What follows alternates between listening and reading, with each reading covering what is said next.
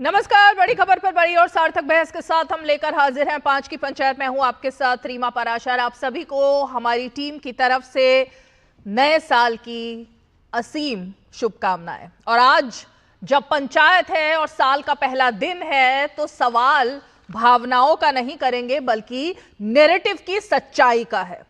विपक्ष सालों से कहता रहा है कि आस्था अब मुद्दा ही नहीं रही, मंदिर से रोजगार नहीं मिलता, नई पीढ़ी इससे जुड़ती ही नहीं है, ये सब एक राजनीति है, समाज नहीं। लेकिन आज जो तस्वीरें आई ना अयोध्या से और देश भर के मंदिरों से, उसमें जो दिख रहा है वो इन दावों को सीधी चुनौती है। मंदिरों में नई पीढ़ी, जिनको जेनजी कहते हैं ना, उनकी भीड़, सनातन नववर्ष पर रिकॉर्ड दर्शन और अयोध्या जो आस्था से लेकर अर्थव्यवस्था का अब केंद्र बन चुकी है, जिसको कि मुख्यमंत्री योगी आदित्यनाथ इसलिए कहते हैं राम प्रतिज्ञा।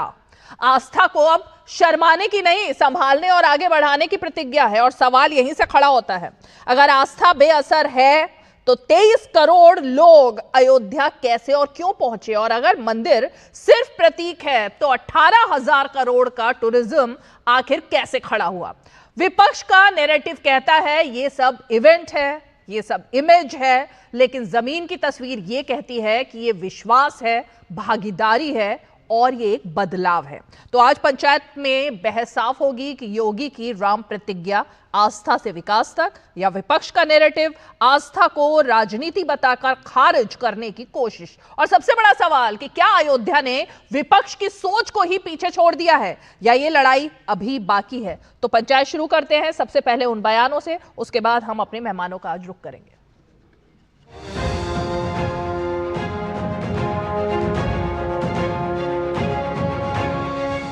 पिछले 5 वर्ष के अंदर 45 करोड़ से अधिक श्रद्धालु अयोध्या धाम में आया है, जहां पर पहले कुछ लाखों में लोग आते थे। याद करिए 17 के पहले न बिजली थी, न पानी थी, न स्वच्छता थी, न सड़क थी, न कनेक्टिविटी थी, कोई सुविधा नहीं थी, सुरक्षा की भी व्यवस्था नहीं थी, और कोई जय श्री राम बोलता था तो उस पर लाठी जरूर पड़ जाते थे, गिरफ्तारियां हो जाती थी। आज तो आप देश में जाइए, राम राम बोलिए, जय श्री राम बोलिए। पिछली सरकार ने अयोध्या को लहूलुहान करने का कार्य किया था। जिस अयोध्या में कभी संघर्ष नहीं होते थे, उस अयोध्या को लहूलुहान करने वाले लोग, उस अयोध्या में जिनके शासन में आतंकी हमले होकर के अयोध्या को लहूलुहान करने का प्रयास हुआ था, लेकिन प्रभु की कृपा और बजरंगबली जहां की रक्षा स्वयं कर रहे हो, वहां तो भूत पिशाच से निकट नहीं आवे महावीर जब।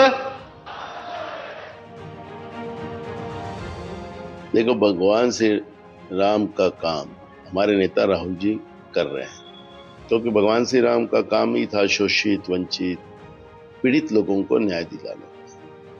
और पूरे देश में घूमकर हमारे नेता वही काम जो भगवान श्री राम का था वही कर रहे हैं।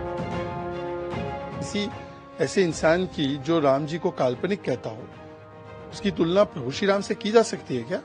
किसी की भी तुलना की जा सकती है क्या? ये वही लोग हैं जो कहते हैं राम जी काल्पनिक है, राम मंदिर नहीं बनना चाहिए, राम मंदिर प्राण प्रतिष्ठा नाच गाना।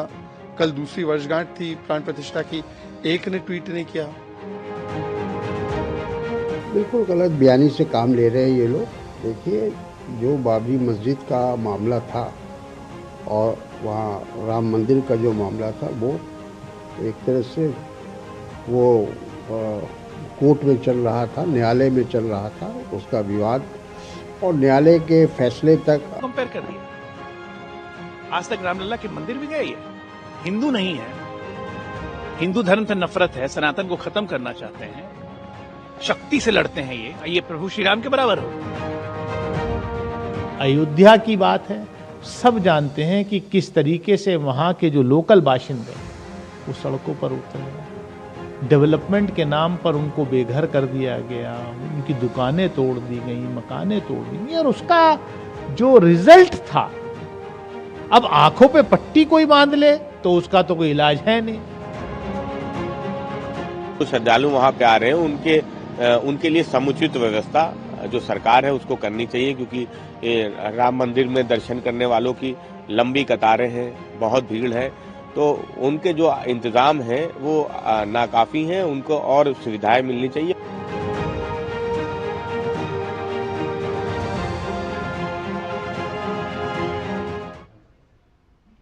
तो दिलचस्प तो बात यही है कि जब ये पूछा गया कि राम मंदिर 2 साल हो गए, अभी तक राहुल गांधी को समय नहीं मिला, फुर्सत नहीं मिली राम मंदिर के, रामलला के दर्शन करने के लिए, तो जवाब क्या मिलता है कि वो तो प्रभु श्री राम की तरह ही काम करने में लगे हैं। मतलब हद हो चुकी है अब चापलूसी की भी, कि आप सीधे राहुल गांधी की तुलना ही राम से कर रहे हो। और ये पहली बार नहीं हुआ है, पहले सलमान खुर्शीद ने कुछ ऐसा ही कहा था, ऐसी ही टिप्पणी की थी, उन्होंने भी भगवान राम से राहुल गांधी की तुलना कर दी थी। और इस बार आपने देख लिया नाना पटोले, वो भी कुछ उसी कदम पर चल रहे हैं। अब जेनजी क्या सोच रहा है, इसी तरह के बयानों की वजह से ही तो कहीं ठुकरा नहीं दिए जाते हैं बार बार राहुल गांधी, कि आप आस्था पर, सनातन पर किस तरह से चोट कर रहे हैं। चलिए, खास मेहमान जुड़ गए हैं, उन्हीं के साथ जरा अब डिबेट की शुरुआत करते हैं। हमारे साथ बीजेपी का पक्ष रखने के लिए अभी जुड़े नहीं हैं एसएन सिंह जी, दुष्यंत नागर जी जुड़ गए हैं, राजनीतिक विश्लेषक हैं। साथ ही हमारे साथ विजय शंकर तिवारी जी जुड़ गए हैं, जो कि वरिष्ठ प्रवक्ता है विश्व हिंदू परिषद के। प्रोफेसर भुवन भास्कर जोशी जी जुड़ गए हैं, वरिष्ठ प्रवक्ता है समाजवादी पार्टी के। एसएन सिंह जी का इंतजार करते हैं, लेकिन प्रोफेसर भुवन भास्कर जोशी जी, याद दिला दिया योगी आदित्यनाथ ने, एक एक मंजर, एक एक दृश्य, एक एक हकीकत, और यह भी बताया कि अर्थव्यवस्था की रीढ़ इस वक्त अगर कोई बना हुआ है तो अयोध्या बनी हुई है। अब ये सत्य जो है वो तो दिख गया ना सर। देखिए, भगवान श्री राम का आज के समय में उनके विरुद्ध चलने समझ रहा है कि उनके सामाजिक न्याय के सिद्धांत पे कौन चल रहा है। माननीय अखिलेश यादव जी चल रहे हैं, भगवान श्री राम। एक सेकंड, की आवाज कहां से आ रही है? किसी के पीछे शायद बहुत नॉइस है, बिल्कुल सुनाई नहीं दे रहा है।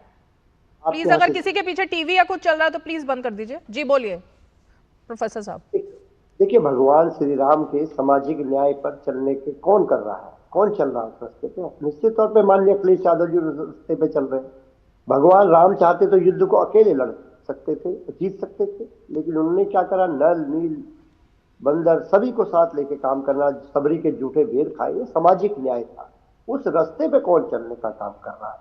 और इसके साथ साथ क्या ये भूल जाएंगे हम लोग, और हमारे नेता माननीय अखिलेश यादव जी ने तो सबसे बड़ा शिव मंदिर उत्तर प्रदेश में बना रहे, हम लोग केदारनाथ बना रहे, केदारेश्वर बना रहे, और केदारेश्वर जब बना रहे तो उसमें हमने जो उसका एंट्री गेट है उसमें भगवान श्री कृष्ण की मूर्ति तो केदारनाथ में है, भगवान श्री राम के बचपन की फोटो भी हम लोग लगाने का काम कर रहे हैं। तो माननीय अखिलेश यादव जी तो बड़ा काम कर रहे हैं।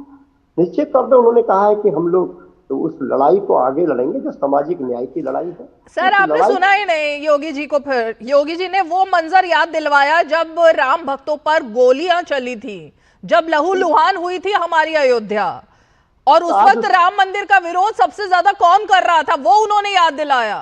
अब आज अखिलेश जी की क्या मजबूरी है कि वो कह रहे हैं कि मैं खुद भगवान राम के पद चिन्हों पर चल रहा हूं, आप ही कह रहे हैं बात।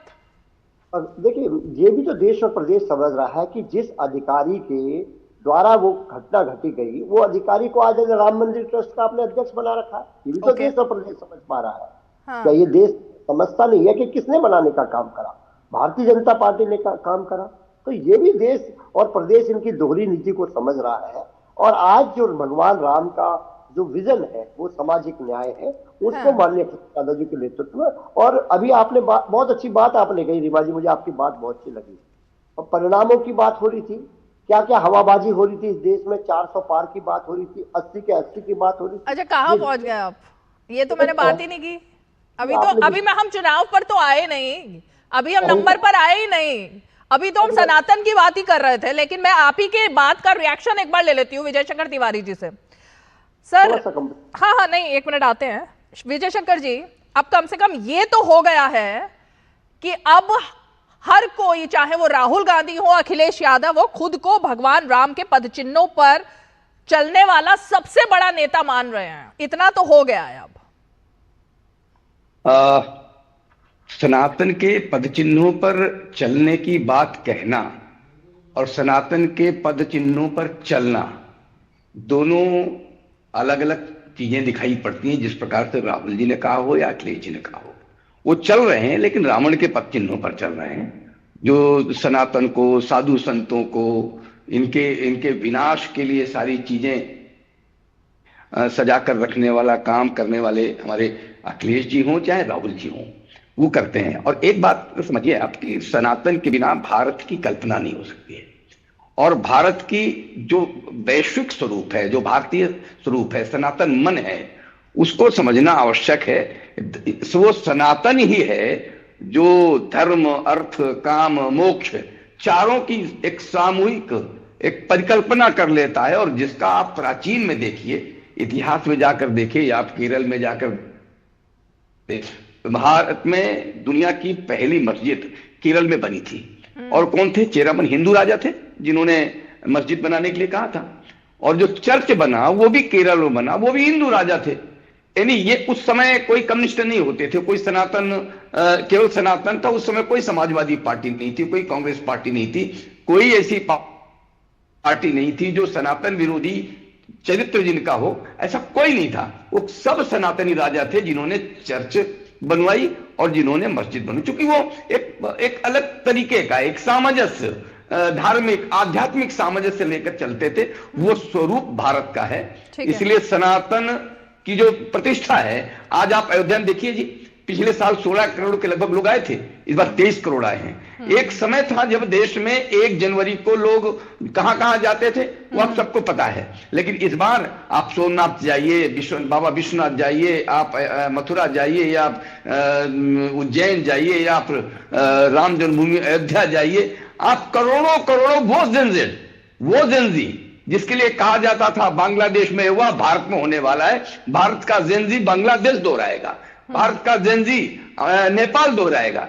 ये परिकल्पना हमारे यहां उनकी थी जो स्वयं राम के पद चिन्हों पर जाने की बात करते हैं। मैं कहता हूं, हे ईश्वर, इस देश में चाहे राहुल जी हों चाहे अखिलेश जी हों, अगर राम के पद चिन्हों पर चलने की सोच भी आई है और उस पद चिन्हों पर चले तो सनातन का बड़ा कल्याण।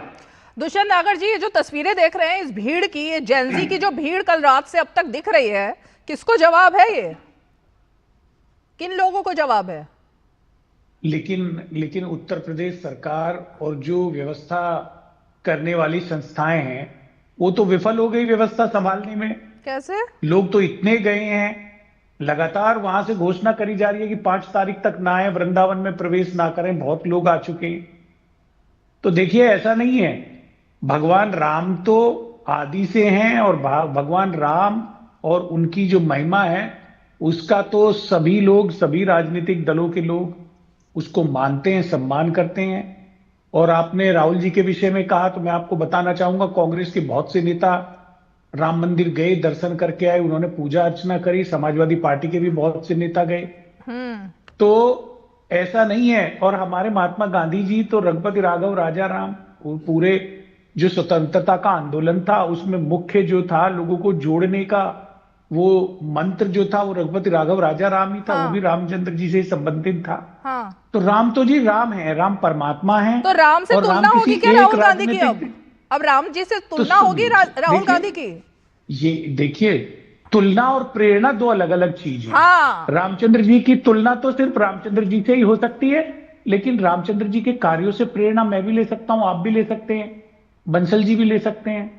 अभी हमारे भुवन भास्कर जी ने कहा कि भाई पीडीए रामचंद्र जी के कार्यों को आगे बढ़ा रही है, दलित आदिवासी पिछड़ों को सशक्त करने का कार्य कर रही है। तो ये तो कोई भी ले सकता है जी, उनकी शिक्षाओं को कोई भी धारण कर सकता है। एक शिक्षा बता दीजिए जो भगवान राम से राहुल गांधी ने ली हो, एक शिक्षा बताइए। आप एक बात बताइए। उनके जो निषाद राज थे वो पिछड़ी जाति के थे, वो भी वर्तमान जिन्हें ओबीसी कहते हैं। उनके भगवान रामचंद्र जी के जो अन्य मित्र थे वनवास के समय जो उन्हें मिले, वो सब वन के रहने वाले आदिवासी थे, ओबीसी के लोग थे वर्तमान में। तो ओबीसी तो प्रधानमंत्री देश के बनाए बीजेपी ने, उस पर राहुल गांधी ने क्या किया? हाँ। लेकिन आज भी माननीय प्रधानमंत्री जी कई राज्यों में ओबीसी का पूरा 27% आरक्षण नहीं दे पा रहे हैं। अच्छा। और उनकी पार्टी के लोग, हाँ। विश्व हिंदू परिषद के लोग, राष्ट्रीय स्वयंसेवक के संघ के लोग खुलेआम आरक्षण का विरोध करते हैं। ओके, मैं आपको अनेक उदाहरण दे दूंगा। तो मतलब भगवान राम से जो एक सीख थी वो ये थी, पिछड़ों के लिए, आदिवासियों के लिए आरक्षण और शक्ति देने का कार्य कर रही हैं। आप एक बात बताइए, मैं 4 राज्यों के 39 जिलों की बात करना चाहता हूं, जो अरावली में अभी जहां पे एक अव्यवस्था उत्पन्न होने की परिस्थिति माननीय न्यायालय के एक आदेश के बाद आ गई थी। भारतीय जनता पार्टी के एसएन सिंह जी बैठे हैं, ये बड़े अच्छे व्यक्ति हैं, क्या ये बोले? ये भी नहीं बोले अरावली के पक्ष में, अरावली से पीड़ित होने वाले लोगों के बोले। अरावली के पक्ष में नहीं बोले, सब बोल रहे हैं अरावली के पक्ष में ही सब हो रहा है। एसएन सिंह जी का सब अरावली के पक्ष में ही हो रहा है सर। नहीं बोली, ये तो अपने मित्रों के पक्ष में बोलते हैं। इनके बड़े बड़े सेठ लोग इनके मित्र हैं। दुष्यंत नागर जी, पिछड़ों से, अरे दुष्यंत नागर जी, साल का पहला दिन है, अच्छी बातें करते हैं ना, भारत की ग्रोथ पर बात करते हैं, अयोध्या की ग्रोथ पर बात करते हैं, उत्तर प्रदेश में इतना पैसा आ रहा है, इतना निवेश आ रहा है, अच्छी बात करते हैं। पहले दिन कुछ देखिए कितना अच्छा चल रहा है, सब कुछ अच्छा भी दिखता है ना। बजट का घाटा, हमारा देश जो है विश्व को पीछे छोड़ करके चौथी अर्थव्यवस्था बन गया, कुछ अच्छी बातें करते हैं। पहले नंबर 92 रुपए का $1 हो गया, ये अच्छी अर्थव्यवस्था है। अच्छा सर, सनातन की बात कर लेते हैं ना आज। दुष्यंत जी, सनातन के नाम पे क्यों इतना आप मुद्दा क्यों भटका देते हो? जब भी कभी सनातन की बात हो, जब भी कभी जैनसी की बात हो, जब भी कभी मंदिरों में भीड़ को देखकर उत्साह हो, तो मुद्दा एकदम भटक जाता है। सनातन धर्म को, इनकी भी आस्था है, मेरी भी आस्था है, तो सनातन धर्म पे बहस नहीं हो सकती। हाँ करिए ना, सब सनातनी ही है, बहस होगी। दलितों, आदिवासी, पिछड़ों, विद्यार्थियों की समस्याओं पे बहस होगी। अच्छा, आपने देखा अभी उड़ीसा सर, इस पर बहस करेंगे क्या? एक मिनट रुकिए। 2028 तक 18,000 करोड़ का टूरिज्म अयोध्या से मिलने वाला है यूपी को। 2025 के अंत तक 50 करोड़ हो गया। जनवरी जून 2025 तक 23 करोड़ श्रद्धालु अयोध्या पहुंच गए। 76+ नए होटल, निजी निवेश हो चुके हैं वहां पर। इस पर हम बात करें आज? हाँ बिल्कुल करिए। राम की प्रतिज्ञा पर बात करें क्या? सनातन सर्वोपरि रहेगा आप देश में। जवाब दिला दीजिए कि वृंदावन में, मथुरा में क्या स्थिति है श्रद्धालुओं की?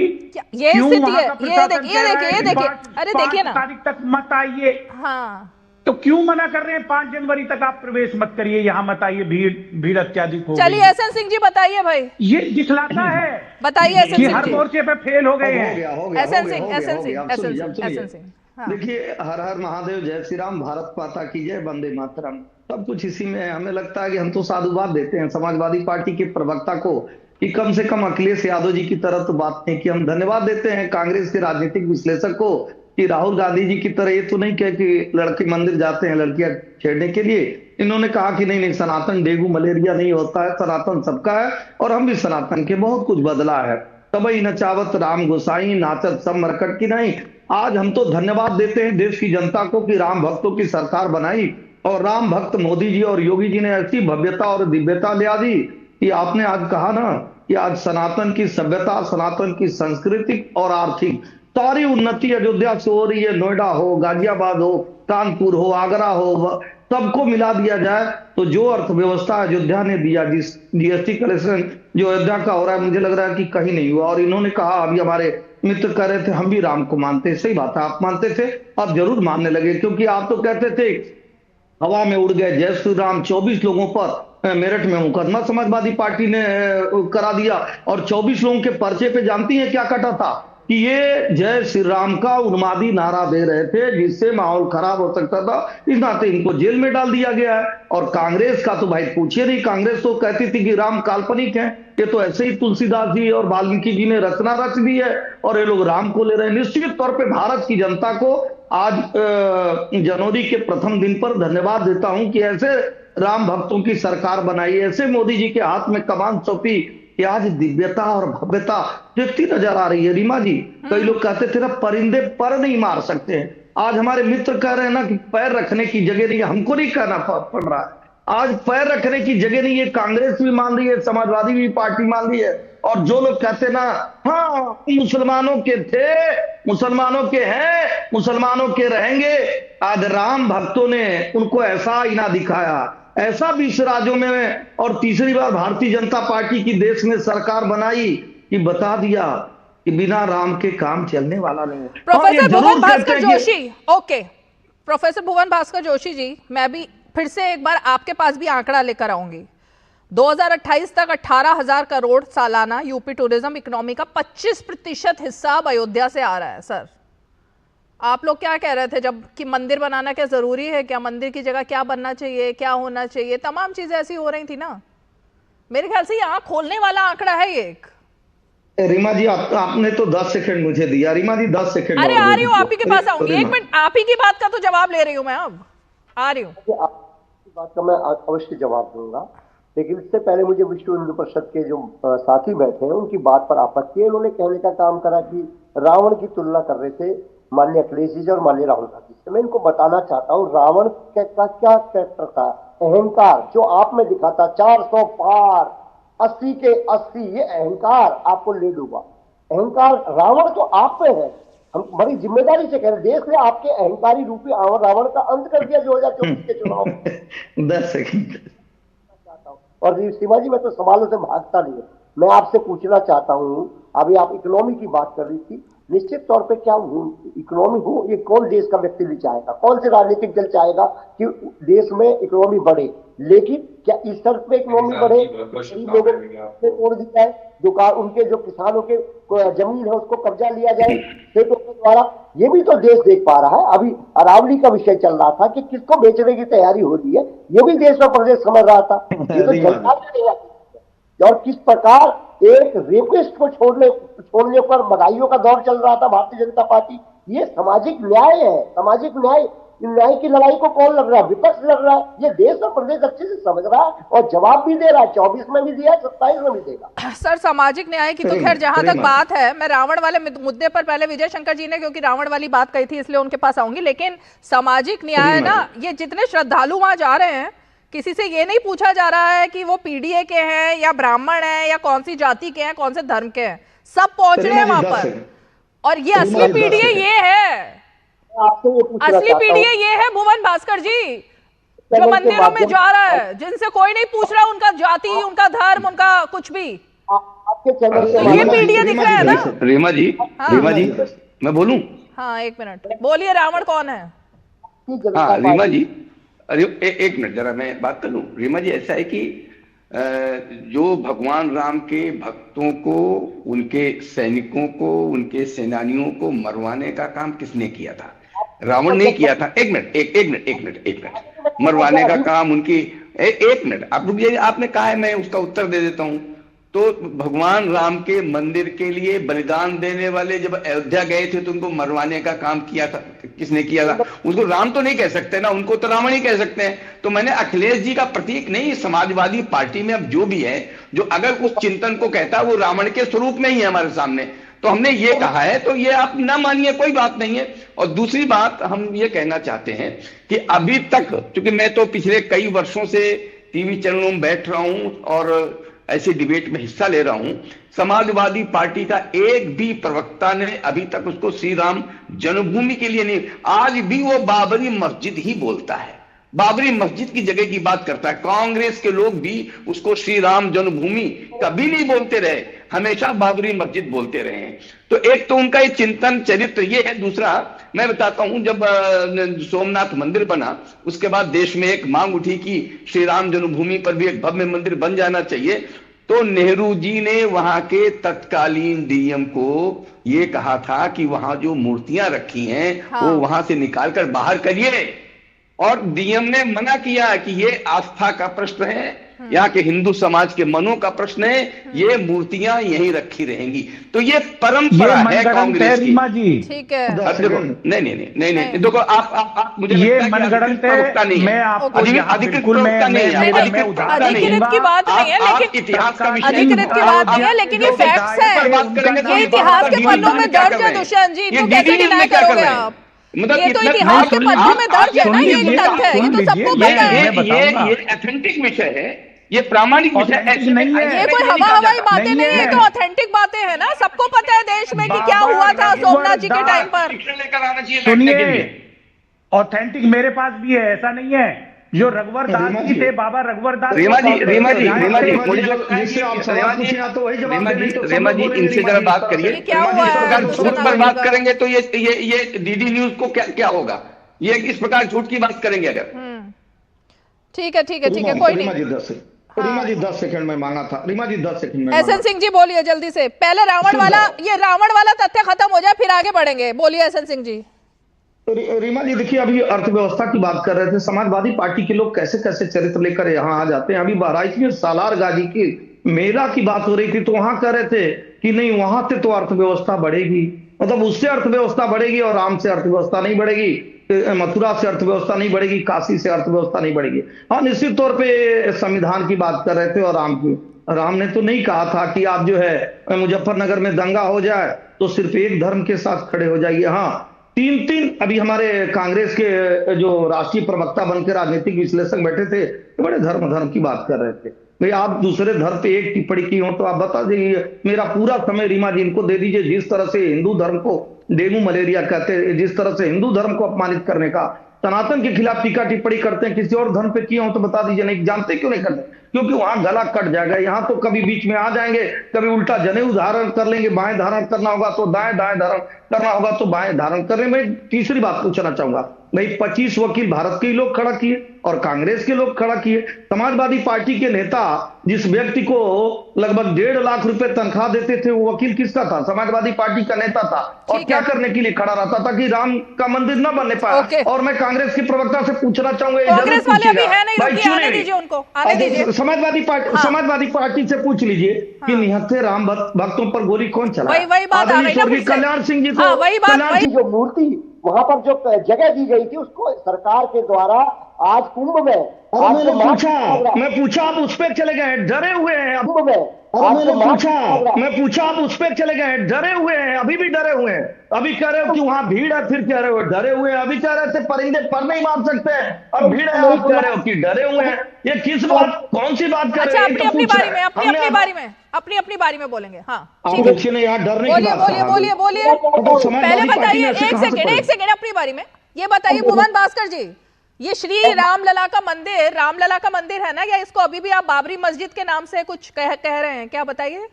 देश और प्रदेश ये समझ पा रहा है, योगी सरकार ने जो नेताजी के नाम पर जो माघ मेले में जमीन आवंटित करी थी, सामाजिक न्याय के सबसे बड़े योद्धा थे, उनकी जमीन का आवंटन निरस्त करा, किस बेस पे करने का काम करा? अयोध्या में नेताजी का क्या काम है भैया? अयोध्या में नेताजी का क्या काम? अयोध्या में नेताजी का क्या काम है? राम की जगह पे नेताजी का क्या काम है? जिस अयोध्या को आप कह रहे हैं कि हम जीत लिए, वहां नेताजी का क्या काम है? ये देखिए, भगवान राम से पहली बात तो किसी का कोई कंपैरिजन नहीं है भुवन जी। अब जहां भगवान राम की तस्वीर है, जहां भगवान राम का मंदिर है, वहीं पर ही अगर आपको इस बात पे कंट्रोवर्सी करनी है तो एक अलग बात है कि नेताजी की तस्वीर कहां लगेगी और उनका बुत कहां लगेगा। जमीन खरीद लीजिए, अपने छत पे लगा लीजिए। जमीन का पीडीए मतलब बहन मायावती जी के साथ पीडीए है, बाबा साहब का भूमाफिया कहना पीडीए है। ऑडियो में प्रॉब्लम है, चलिए ब्रेक लेते हैं, एक ब्रेक लेते हैं। आपके ऑडियो में प्रॉब्लम है, दोबारा ठीक कराएंगे, ब्रेक ले लेते हैं, ठीक है। नववर्ष 2026 की बहुत बहुत शुभकामनाएं। आने वाला वर्ष हम सबके घरों में अपार खुशियां लेकर आए।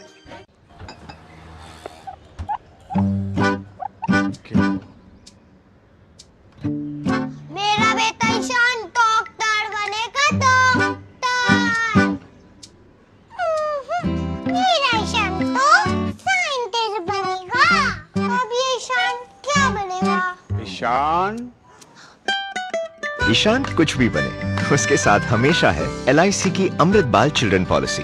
बड़े सपनों का रखे ख्याल।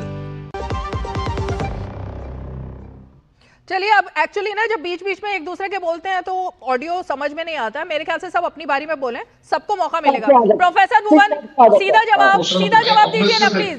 प्लीज प्लीज सीधा जवाब दीजिए कि नेताजी की मूर्ति वहीं क्यों लगानी है जब भगवान राम है? और पहले तो भगवान राम पर ही विश्वास नहीं था, अब ये बात हो गई, नया कंट्रोवर्सी आ गई लाइफ में। देखिए ना, आज आप कितने डरे हुए हैं। नेताजी को पद्म विभूषण देने के बाद आज आप नेताजी की मूर्ति क्यों नहीं लगने दे रहे? नेताजी के अनुयायियों को क्यों निराश कर रही है? क्यों योगी सरकार घबराई हुई है 2024 के पीडीए के दायरे के बाद? ये देश समझ रहा है सामाजिक न्याय के सबसे बड़े नेता माननीय मुलायम सिंह का अपमान करके योगी सरकार देश और प्रदेश को क्या संदेश देना चाह रही है? क्यों डरी हुई है? क्यों नोटिस सस्पेंड कर दिया गया? मुद्दा ये है, रामलला मुद्दा नहीं है। मतलब जब तक नेताजी की मूर्ति का विवाद खत्म नहीं होगा तब तक अखिलेश यादव नहीं जाएंगे क्या राम मंदिर? राम मंदिर, हमारे नेता ने कहा पहले हम अपने महादेव का जो हमारा मंदिर बन रहा है उसका दर्शन करके हम जाएंगे। ये तो पूरे देश और प्रदेश जानता है। ठीक है। तो विजय शंकर जी, ये जवाब तो मिल गया है कि कोई वो बाबरी मस्जिद नहीं कह रहे हैं, वो राम मंदिर कह रहे हैं। मतलब राम में आस्था है, भगवान राम की आस्था पर कोई संदेह नहीं है समाजवादी पार्टी की। नहीं, बहुत अच्छी बात है। अगर ये है तो उसमें कोई मैं ये तो चाहूंगा कि बहुत बहुत अच्छी बात है। और भगवान राम के उस जन्म स्थान पर भव्य मंदिर का सारा देश, सारी दुनिया स्वागत कर रही है उसके दर्शन के लिए। वहां जो लोग जा रहे हैं, और अगर हमारे दोनों मित्र जो बात कर रहे थे तो इसी मानसिकता के, तो उसमें कोई कहने का कोई बहुत बड़ा प्रश्न नहीं रह जाता है।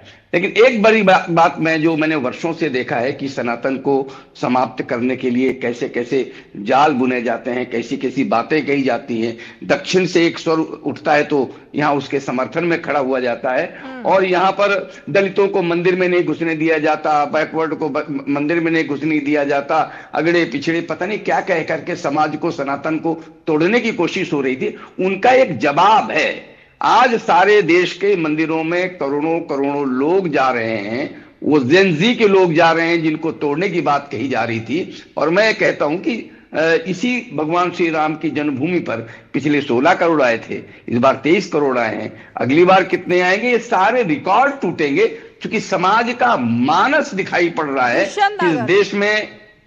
जी, इस देश में।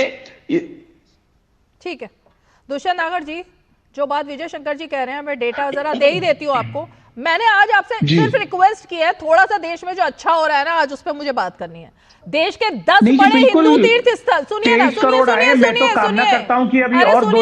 लोग आएंगे, 25 से 30 करोड़ लोग आएंगे। सुनिए दुष्यंत जी, इसमें अयोध्या में करीब 50 करोड़, वैष्णो देवी में 64 लाख, मथुरा में 50 लाख, बाबा महाकाल में 6 करोड़, बद्रीनाथ 15 लाख, काशी विश्वनाथ 14 करोड़, रामेश्वरम 3 करोड़, द्वारका 85 लाख, सोमनाथ 2 करोड़, केदारनाथ 19 लाख। ये श्रद्धालु कल रात तक पहुंचे हैं। जाना चाहिए, तो इस पर तो जाना चाहिए। बिल्कुल सनातन सर्वोपरि है या नहीं, आप बता दीजिए। डेंगू मलेरिया तो नहीं है? डेंगू मलेरिया तो नहीं है ना ये सब? नहीं, देखिए तो आपको भी जाना चाहिए। मैं तो जाती हूँ, हर महीने जाता हूँ। आप हर महीने जाते हैं, मुझे तो जब मौका मिलता है मैं चली जाता हूँ। भगवान श्री कृष्ण में मेरी अपार श्रद्धा और आस्था है, मेरे नजदीक है वृंदावन धाम। और ये हमारे भाई तो विजय शंकर जी तो हंस रहे हैं, और मैं राहुल जी से डरिए, राहुल जी से डरिए, मैं सुन रहे होंगे क्या बोल रहे हैं। जब मैं बहुत छोटा था, 20 वर्ष का भी मेरी आयु नहीं थी, तब से मैं जाता हूं। बहुत अच्छी बात है, बहुत अच्छी बात है, कोई बहुत अच्छी बात है। प्रश्न नहीं लगाया जा सकता जी, और मैं समझता हूं इस पे कोई डिबेट की भी गुंजाइश नहीं है। भारत 140 करोड़ लोगों का देश है, जहां बहुसंख्यक हिंदू हैं, तो वो करोड़ों की संख्या में अपने धार्मिक स्थलों पे भी जाएंगे। तो ये कोई नई बात नहीं है। ये जो लड़के गए हैं, लड़कियां गई हैं, जेनजी गए हैं, इसमें छेड़खानी नहीं करने गए थे, वो दर्शन करने गए थे आस्था से।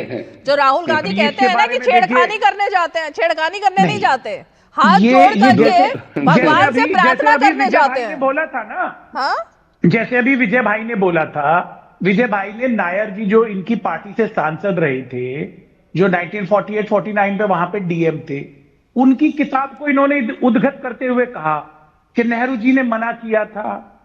देखिए, ये ऑथेंटिक, आप एक बुक जो आपके सांसद है ना उनकी लिखी हुई किताब को उद्धृत करके कह रहे, मैं उसे नहीं मानता। इसी प्रकार नायर जी ने भी किताब, दुष्यंत जी, नायर जी ने भी किताब लिखी है, उस किताब में पढ़ लीजिए जाकर के। नायर जी की अपनी पुस्तक है, उसमें पढ़ लीजिएगा। सर मैं तो कह रहा हूं नायर जी ने किताब लिखी है, उस पर उन्होंने नेहरू जी के बारे में लिखा है। लेकिन ये भी तो बताओ देश को कि वो नायर जी आपके सांसद थे। तो मैं तो ये मानता हूं कि उन्होंने राजनीति से प्रेरित होकर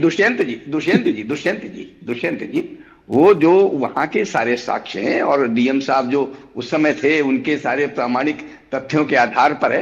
ये देखो ऐसा है दुष्यंत जी, ऐसे विषय पर प्रायः इस प्रकार की बात नहीं कही जाती। अनुमति देंगे नेहरू जी 1945 की मैं घटना बता रहा हूं।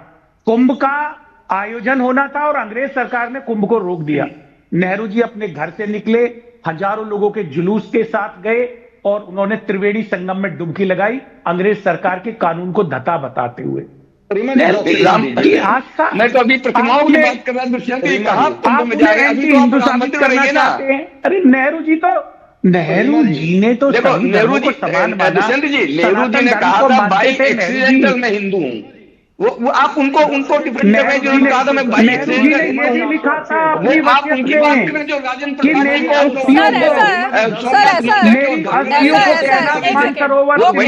संगम रामेश्वरम ऐसा है दुष्यंत नागर जी, का विसर्जन होना चाहिए। वो जानकारी हर विषय की हो, इसी के लिए तो वो जो आदान प्रदान हुआ ना पत्रों का, जो सोनिया गांधी जी नहीं दे रही हैं, इसी चक्कर में तो हो रहा है ना कि सारी बातें खुल के सामने आ जाए। नेहरू जी क्या करते थे, किसको क्या लिखते थे, इसीलिए वो पत्र मांगे जा रहे हैं, लेकिन नहीं दिए जा रहे। अरे दुष्यंत जी नहीं दिए जा रहे ना, किसी डॉक्यूमेंट देश को इतिहास ऑथेंटिक पता ना लगे, इसीलिए तो ये सब रोका जा रहा है। एसएन सिंह जी, रीमा जी नहीं आ रहा है। रीमा जी, दुष्यंत जी राजनीतिक विश्लेषक और प्रवक्ता कांग्रेस दोनों। तो रीमा जी पता नहीं क्यों ऐसा करें, आप मुझे थोड़ा समय दे दीजिए। बता नेहरू जी की बात बता भाई। नेहरू जी भाई आज अयोध्या नहीं गए, नेहरू जी को छोड़ दीजिए, इंदिरा गांधी जी भी नहीं गई, राजीव गांधी जी भी नहीं, राहुल गांधी जी भी नहीं। नेहरू जी की बड़ी प्रशंसा कर रहे थे। नेहरू जी ने क्या किया कि कुछ खलीफा आ रहे थे विदेश से, तो उन्होंने पूरे बनारस को ढकवा दिया कि उनको बुरा ना लग जाए। तो सनातन से कितना प्रेम है। नेहरू जी ने कहा मैं बाई बर्थ हिंदू हूं, मैं मन से हिंदू नहीं हूं। नेहरू जी की बातें करते हैं भाई। नेहरू जी की पुत्री इंदिरा गांधी जी थी, साधुओं को भुनवाने का कार्य किया। और सब छोड़ दीजिए, मैं अभी हमारे समाजवादी पार्टी के मित्र बड़ी बड़ी बातें कर रहे थे मुलायम सिंह जी की। तो मुलायम सिंह जी के किसी अच्छे आचरण पे उनको रत्न मिला और मुलायम सिंह जी की बातों को यहां भी स्वीकारना होगा। मुलायम सिंह जी ने कहा था कि भैया हमारे पुत्र की बात पे भरोसा मत रखना, जो हमारा नहीं हुआ वो किसी और का नहीं होगा, वो पता नहीं क्या क्या करेगा। क्योंकि जब अखिलेश यादव आएंगे तो उनके चाचा कहेंगे कौन फालतू है, राम मंदिर बेकार है, वो जाएगा नहीं, और बाद में अरंगा लगाएगा। हो सकता है कि जनता जानती है। मैं फिर कह रहा हूं कि भारत की जनता को तहे दिल से बार बार सर झुकाकर 100 बार सलाम कि ये जो सनातन विरोधियों की सरकार हटा के सनातन को मानने वाले, धर्म ध्वज को फहराने वाले की सरकार बन गई। अब ये जो नेहरू जी वाले हैं ना, जो विरोधी हैं, आप राम राम राम कह रहे हैं। पहले भी रीमा जी के चैनल पर बार नहीं, दुष्यंत नागर जी को विश्वास नहीं है इस बात पर जो आप नेहरू जी के बारे में बोल रहे हैं। भी राम कहना होगा। वो कह रहे हैं कि आप अपने मन से बोल रहे हो। दुष्यंत नागर जी को विश्वास नहीं है नेहरू जी वाली बातों पर। कितने करें कि बनारस को ऑडियो प्रॉब्लम है, ऑडियो प्रॉब्लम है। भुवन जी जवाब दीजिए। ओके, ऑडियो प्रॉब्लम है। भुवन जी जवाब दीजिए। एक मिनट रुकिए दुष्यंत जी, रुकिए एक मिनट। भुवन जी जवाब दीजिए। देखिए, जवाब तो जनता देती है। मैं जवाब इसका जवाब 2024 में दिया, बहुत अच्छा, इनका बहुत अच्छा जवाब दिया। 10 साल हो गया, सरकार नहीं बनी, आगे बढ़ेगी भी नहीं। शराप दिया, राम भक्तों ने शराप दिया है रीमा जी कि अब समाजवादी पार्टी की सरकार उत्तर प्रदेश में नहीं बनने वाली है। निहत्थे राम भक्तों पर जिन पे गोली चला के मार के सरजू में जलाने का काम किया गया, सरजू में डुबोने का कार्य किया गया, उन लोगों ने शराप दे दिया समाजवादी पार्टी को कि जाओ। साधु सन्यासियों ने शराप दे दिया। सतयुग में कालनेमी का वध कौन किया था? राम के भक्त ने किया था।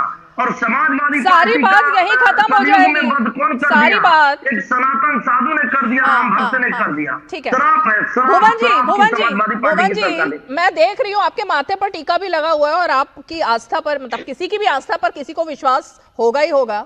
बात यही खत्म हो जाएगी। जय श्री राम बोल दीजिए और कह दीजिए कि आप गए हो क्या अयोध्या? वैसे बिल्कुल, मैं तो अभी महाकाल होके आया हूँ। नहीं, अयोध्या गए हैं क्या आप? बिल्कुल, अयोध्या जाएंगे। अयोध्या से किसका विवाद? हमारा तो विवाद है नहीं किसी से। नहीं, आप गए थे अयोध्या? आप रामलला के दर्शन करके आए हैं क्या? बिल्कुल जाते हैं, बिल्कुल जाते हैं, क्यों नहीं? राम हमारे हैं, कृष्ण हमारे हैं, महादेव हमारे हैं, क्यों नहीं जाएंगे हम? कब होके आए आप? बिल्कुल होके आए हम। आप इसका साक्ष्य आपको चाहिए? मैं तो पूछ रही हूँ कब होके आए हो? रीमा जी से कह दीजिए ना, जैसे अयोध्या का विकास हुआ कह दें कि उसी तरह से मथुरा का भी विकास हो जाए, उसी तरह से एक भव्य मंदिर मथुरा में भी बन जाए। कह दीजिए, कहिए मथुरा में भव्य मंदिर बनाएंगे, कहिए मथुरा में भी भव्य मंदिर बनाएंगे भगवान श्री कृष्ण का। वो कैसे बनाएंगे? वो सत्ता में है क्या? वो कैसे बनाएंगे? सत्ता में आप हो? अखिलेश यादव भगवान कृष्ण सत्ता के हैं क्या? रीमा जी सत्ता के नहीं है भगवान कृष्ण, और ना भगवान राम सत्ता के हैं, वो सबके हैं, सनातन के हैं, सनातन के। केदारेश्वर हम लोग बना रहे हैं, वोट कट जाएगा। रीमा जी करवा दीजिए, अगर इनका वोट ना कट जाए कि मथुरा चैलेंज आइएगा, इटावा देख के आइएगा, भुवन जी क्या बोल रहे हैं समझ नहीं आ रहा, दोबारा बोलिए। कह रहा हूँ मैं तो दोनों भारतीय जनता पार्टी विश्व हिंदू परिषद के लोगों को चैलेंज कर रहा हूँ, इटावा आइए, देखा चाहिए कैसा भव्य केदारेश्वर मंदिर। मतलब आप भगवान कृष्ण को इटावा ले जाए हम? अच्छा इटावा में नहीं हो पाएगा, मथुरा में नहीं हो पा रहा, मथुरा नहीं हजम हो रहा है आपको। नहीं ये भी देखिए बदलता हुआ देश है हमारा। विजय शंकर जी और दुष्यंत नागर जी, ओके समझ आ गया। ये भी हमारे देश में जो बदलाव आया है उसी का संकेत है, सनातन का संकेत है कि उस इटावा में, उस सैफई में, जहां पर पहले आपको भी पता है सैफई महोत्सव में क्या होता था, वहां अब महादेव का गुणगान हो रहा है, वहां मंदिर बन रहा है, महादेव का बन रहा है। ये जो परिवर्तन आया है इसको तो एक्सेप्ट कीजिए ना भुवन जी, ये किसकी वजह से आया? अब सैफई महोत्सव में नाच गाने नहीं होते हैं, अब भगवान का मंदिर बन रहा है। धन्यवाद मोदी जी का, धन्यवाद योगी जी का, सनातन का धन्यवाद कि आज समाजवादी पार्टी के लोग जो जय श्री राम, अरे उनको धन्यवाद देने दीजिए ना, उनको धन्यवाद देने दीजिए एसएन सिंह जी, उनको धन्यवाद देने दीजिए ना, उनको धन्यवाद। हाँ भुवन जी धन्यवाद है या नहीं है? कहना चाहता हूँ भारतीय जनता पार्टी का क्या सनातन की रजिस्ट्री है क्या इनके नाम पे? ये तो सबका है, 140 करोड़ वासियों का सब मानते हैं, इसको कौन नहीं मानता? मैं तो कह तो रहा हूँ कि आप किसका मंदिर बनवा दीजिए, हम राम का मंदिर बनवा, तो बताइए जब हमारी सरकार आई सरकार में मथुरा में भव्य कृष्ण का मंदिर समाजवादी पार्टी बनवाएगी। समाजवादी पार्टी सत्ता में आएगी तो मथुरा में भव्य मंदिर बनवाएगी, ये बात भुवन भास्कर जोशी जी कह रहे हैं ऑन रिकॉर्ड। साल के पहले दिन इतनी बड़ी घोषणा आपने कर दी। केदारेश्वर आइए पहले आप, तो केदारेश्वर दर्शन कीजिए सर, बहुत अच्छा है। विजय शंकर जी आपको निमंत्रण है, ये इटावा में आइए। मैं जरूर आऊंगा भुवन जी, मैं जरूर आऊंगा। मंदिर जहां भी होगा, चाहे वो इटावा में हो, चाहे सैफई में हो, देश भर में, दुनिया भर में जहां भी मंदिर जिसने भी बनाया हो, मैं उन सारे मंदिरों में जाऊंगा, क्योंकि हमारी उस सनातन पर आस्था है। और निश्चित तौर पर एक बहुत अच्छा लगा कि भुवन जी और दुष्यंत जी दोनों इस विचार के हैं कि वहां पर भव्य मंदिर बनना चाहिए, और देश में जहां जहां भी इस प्रकार के मंदिर तोड़े गए थे और दोबारा वहां भव्य मंदिर बनने चाहिए, सब मानसिकता के, ये सनातन के उद्भव का विषय है और ये तो खुश होने का विषय। मैं इसमें आप लोगों को कोई आलोचना नहीं कर रहा हूं, ये अच्छी बात है कि इस दिशा में राम राज्य की ओर हम लोग बढ़ रहे हैं। और इसलिए पहला आज 1 जनवरी है और आंग्ल नववर्ष है, मैं आपको इस बात की शुभकामनाएं देता हूं। दुष्यंत नागर जी, अब डेंगू मलेरिया वालों का क्या होना चाहिए बताइए? अब देखिए जी, पहले तो मैं ये बताना चाहता हूँ, सनातन धर्म तो आदिकाल से ही श्रेष्ठ रहा है। जब अकबर का शासन यहाँ पे था तो उनके समय में ही गोस्वामी तुलसीदास जी ने रामचरितमानस का जो है लेखन करके जन जन तक राम कथा को पहुंचाने का काम किया था। तो ये कोई ऐसा नहीं कह सकते कि सनातन धर्म का उन्नयन आज ही हुआ है। सनातन धर्म के योद्धा तो हजारों लाखों करोड़ों अपनी कुर्बानी सनातन धर्म के लिए दे चुके हैं। हजारों ऋषियों ने अपने शरीर को तप करते हुए कंदराओं में, हिमालय पे, मानसरोवर में गला दिया। तो ये तो मैं इसको नहीं मानता कि आज ही सनातन का उद्भव हुआ है। सनातन तो आदि, जिसका आदि और अंत नहीं होता, वही सनातन है। दूसरी बात मैं ये कहना चाहता हूं कि आज युवा मंदिरों में जा रहा है, बहुत स्वागत योग्य है, अच्छा है। अपनी संस्कृति से जुड़ना चाहिए, अपने धर्म से जुड़ना चाहिए। आज बहुत सारे ऐसे संसाधन है, सोशल मीडिया है, लोग जान पाते हैं, ऑनलाइन बुकिंग हो जाती है, ट्रेन के टिकट ऑनलाइन मिल जाते हैं, सुविधाएं बढ़ रही हैं, इसलिए लोग ज्यादा जा रहे हैं। बस इतनी छोटी सी बात है। लेकिन सनातन तो आदिकाल से ही श्रेष्ठ रहा है। दुष्यंत नागर सनातन जी, की श्रेष्ठता पे सवाल नहीं। भगवान जी। के नाम पर और भगवान के मंदिर का बॉयकॉट करने पर तो राजनीति नहीं होनी चाहिए। क्यों अयोध्या में राम मंदिर का बॉयकॉट प्रियंका गांधी, राहुल गांधी सब कर रहे हैं, अखिलेश यादव कर रहे हैं, क्यों नहीं जा पा रहे अभी तक वहां पर? ये सच्चाई नहीं है मैडम, क्यों नहीं जा पा रहे हैं ये सर? भाजपा का दुष्प्रचार है। कहाँ दुष्प्रचार है? मुझे एक तस्वीर दिखाइए, कब गए थे? दुष्प्रचार है, कब गए थे? दुष्प्रचार है। क्यों नहीं गए? कांग्रेस के अनेक नेता वहां पर गए। अनेक नेता की तो बात ही नहीं हो रही है ना, तो भी गए। अनेक नेता की बात नहीं हो रही, बात राहुल गांधी और प्रियंका गांधी की हो रही है, मल्लिकार्जुन खड़गे की हो रही है। देखिए ऐसा है, श्री अखिलेश यादव जी के विषय में आपने बात अगर करी। ये चले गए तो भी चले जाएंगे और नहीं गए तो भी चले गए। इनकी हालत बिल्कुल मारिच की तरह हो गई है। मारिच को कहा कि आप मृग बनिए, अगर वो नहीं मृग बनता तो रावण मार देता, और किया है तो राम मार दिए। सेम हालत कांग्रेस की आज हुई है। अगर ये नहीं गए तो जनता मार दी, और जाएंगे तो इनके वाले मार देंगे। हर तरह आपकी कितनी सीटें आई है उत्तर प्रदेश में? एसएन सिंह जी थोड़ा आंकड़ा पढ़िए। कांग्रेस सपा के गठबंधन की 43 सीटें आई है। आप चुनाव हारे हो, फिर भी आप अपनी तारीफ करे जा रहे हो, आपको बधाई हो। कांग्रेस सपा का गठबंधन नहीं, सपा की सीटें कितनी आई उस पर बात करिए सर। सपा को तो बाद में नुकसान ही हुआ है कांग्रेस के साथ आने से। 43 सीटें आई है, दोनों दलों ने मिलकर चुनाव लड़ा है, अभूतपूर्व विजय सीटें आई है। वो तो देखिए, रावण तो लास्ट तक लड़ता रहा, रावण तो लास्ट तक लड़ता रहा, वो तो मां सीता को लेकर आया। हनुमान जी समझाने गए कि देखो राम नर नहीं, नर भूपाला, भुवनेश्वर काला, उत्तर काला। आप इस बात को समझ नहीं रहे, नहीं, वो तो बनवासी है, आप नहीं मान रहे इस बात को। ये कांग्रेस को कौन सा अभी भुवन जी ने बताया कि समाजवादी पार्टी कांग्रेस पीडीए तो रामचंद्र जी के ही। एक second SN Singh ji, 1 minute रुकिए। दुष्यंत दोनों में म्यूट कीजिए जरा, मुझे सीधे सवाल का सीधा जवाब चाहिए। थोड़ा सीरियस हो जाते हैं, अभी तक बहुत हम हल्के मोड में कर रहे थे इस बात को। लेकिन दुष्यंत जी, मुझे आप सीधे ये बताइए, सनातन और सनातनधारियों की आस्था पर जब बार बार चोट की जाती है, ये कहकर कि मंदिर में लड़के छेड़ने के लिए जाते हैं, चप्पल चुराने के लिए जाते हैं, डेंगू मलेरिया तमाम चीजों से रेवंत रेड्डी कुछ कह देते हैं, इन सब के बारे में कुछ नहीं। आपने सुना ही नहीं? मैंने ऐसा कुछ नहीं सुना ना। आपने नेहरू जी के बारे में सही तथ्य पढ़े, उसको आपने डिनाई कर दिया।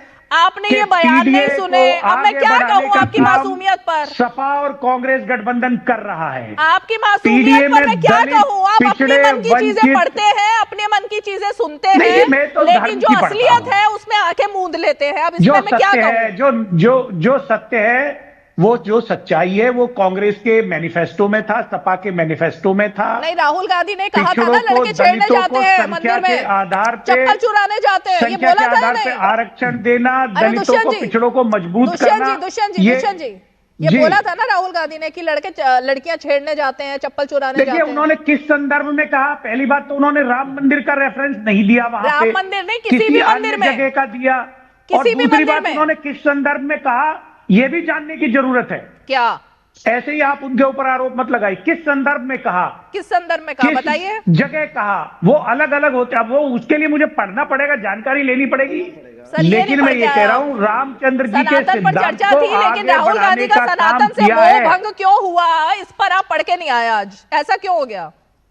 देखिए जी, रामचंद्र जी के मंदिरों में, भगवान शिव के मंदिरों में, कैलाश मानसरोवर की यात्रा राहुल जी ने करी है, सोमनाथ मंदिर में राहुल जी गए हैं, उज्जैन महाकालेश्वर मंदिर में राहुल जी गए हैं, और भी कांग्रेस के और सपा के नेता गए हैं। सपा कांग्रेस पीडीए जो है, सिंह जी, दिक्कत सिर्फ अयोध्या के मंदिर से है, बाकी किसी मंदिर से दिक्कत नहीं है। राहुल कांग्रेस के वरिष्ठ नेता वहां दर्शन करके आए हैं, पवन खेड़ा गए हैं, बहुत सारे नेता गए हैं। ठीक है, ठीक है, तो आप ऐसा मत करिए। एसएन सिंह, देखिए तुलसीदास जी को चूंकि लोग मानते नहीं है, उनके तो पुस्तकों को जलवाते हैं। समाजवादी पार्टी के राष्ट्रीय महासचिव ने पुस्तक जलवाने का कार्य किया। नहीं तो उन्होंने लिखा है कि गहे शरण प्रभु राखी हैं सब अपराध विसा।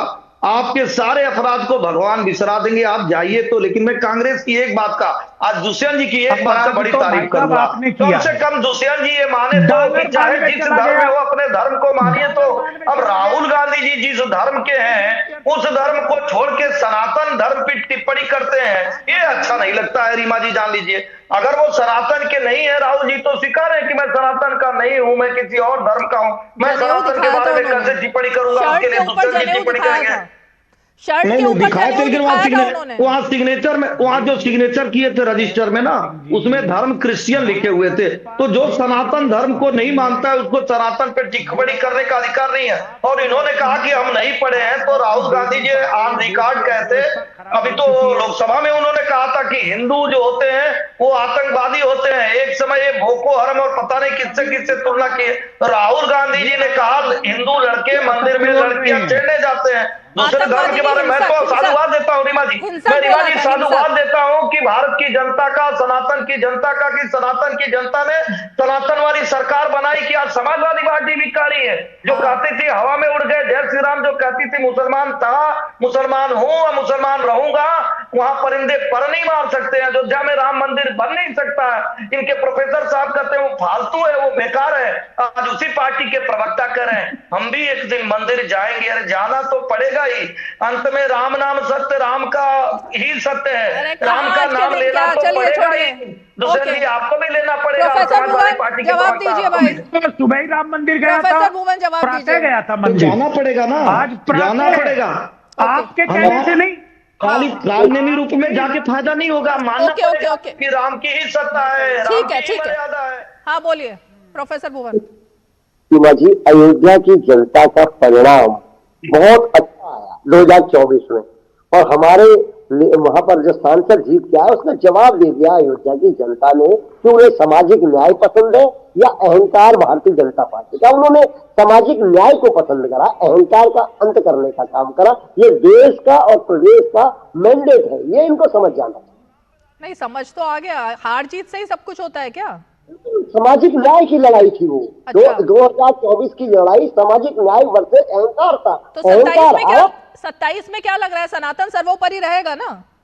आपसे कहना चाहता हूँ, सामाजिक न्याय की जो लड़ाई है उत्तर प्रदेश और पूरे देश की लड़ाई बन चुकी है। सामाजिक न्याय की जीत होगी, पीडीए की जीत होगी। पीडीए की, सनातन की नहीं, पीडीए की जीत होगी। जो माननीय, जो भगवान राम का सिद्धांत है, हाँ। सामाजिक उसकी जीत होगी। हम तो बोलिए। और आज 9 वर्ष के समय आप अयोध्या जाइए, आप काशी जाइए, आप उज्जैन जाइए, आप सोमनाथ जाइए, आपको सनातन का उद्भव दिखाई पड़ रहा है। ये सबके सामने समझ में आ रहा है कि जो लोग इस मानसिकता में थे कि सनातन आज नहीं तो कल समाप्त कर देंगे, वो उनके उस सोच पर कुठाराघात हो रहा है। और आज नहीं तो कल ये इसी धारा में सनातन जय हो कह करके इसके साथ खड़े होंगे। मुझे लगता है 9 वर्ष के समय में यही कहना और यही अपेक्षा सर्वाधिक अच्छी रहेगी। चलिए, आप सभी को नव वर्ष की एक बार फिर से बेहद ही शुभकामनाएं, और ये साल सबके लिए मंगलमय हो, और हमारा देश जिस तरह 2025 में इतना विस्तार उसने किया और विश्व को कई मुद्दों पर, कई मामलों पर पीछे छोड़ा, इसी तरह और उन्नति करे, यही कामना है। 5 की पंचायत में आज इतना ही। कल फिर होगी मुलाकात, तब तक के लिए हमें दीजिए इजाजत। नमस्कार।